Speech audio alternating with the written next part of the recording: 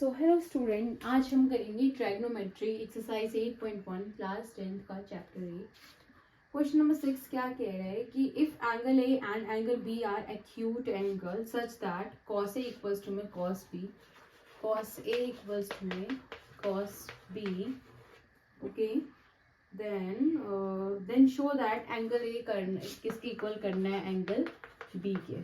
हमें ये शो करना है, ठीक है। क्वेश्चन आप रीड कर लेना बुक में। एक ट्राइंगल लेते हैं हम, ट्राइंगल ले लिया हमने, ठीक है। एक 90 लेते हैं, एक थीटा लिखते हैं और उस पर क्या है, ए बी है। एंगल ए और बी को वैसे रखते हैं और सी पर 90 डिग्री रखते हैं, ओके। एंगल ए है, ये एंगल बी है। मैंने हमेशा अपने सारे वीडियोस में ये बताया था कि 90 और बेस, 90 और एंगल जो साथ में होते हैं एक लाइन पर, वो होता है आपका बेस, और 90 डिग्री से साथ वाली जो हाइट जाती है ना, लाइन जाती है, वो होती है आपकी परपेंडिकुलर, और दोनों को आपस में जो टच करता है वो होता है आपका हाइपोटेन्यूज। ये तीनों चीज क्लियर होगा ना तो आपको क्वेश्चन अच्छे से समझ में आ जाएगा।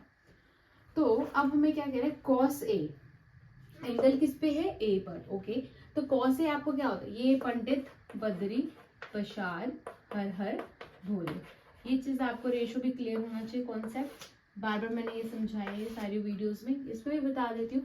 ये साइन होता है, ये कॉस का रेशो होता है और ये टेन का रेशो होता है, और जब आप इसका रेसिप्रोकल कर दोगे तो साइन का होता है कॉसेक, और कॉस का सेक होता है, और टेन का कॉट होता है। तो कॉस क्या होता है, साइन कॉस। कॉस होता है बेस अपॉन में hypotenuse, base upon hypotenuse. Base क्या है आपका, ए सी, और हाइपोटेन्यूज क्या है आपका, ए बी। बट ये ध्यान रखना, यहाँ पर हम एंगल ए की बात करें, इसलिए बेस ये हुआ और हाइपोटेन्यूज ये हुआ। अब हमें क्या चाहिए, angle B, angle cos B चाहिए ना। तो अब बी, अब हमें बी पर बनाना पड़ेगा एंगल, है ना। अब ध्यान, यही चीज यहाँ पे ध्यान से देखने वाली बात है कि अब जो एंगल ए हट जाएगा ये बी बन जाएगा। अब देखो, अब क्वेश्चन में बेस चेंज हो जाएगा, 90 और थीटा वाला क्या हो जाएगा, बेस, 90 के साथ वाला क्या हो जाएगा, परपेंडिकुलर, हाइपोटेन्यूज सेम रहेगा। तो कॉस क्या होता है आपका, पर बेस अपॉन में हाइपोटेन्यूज। तो बेस क्या हो गया, BC, क्या हो जाएगा, BC, और परपेंडिकुलर हाइपोटेन्यूज क्या हो गया, AB।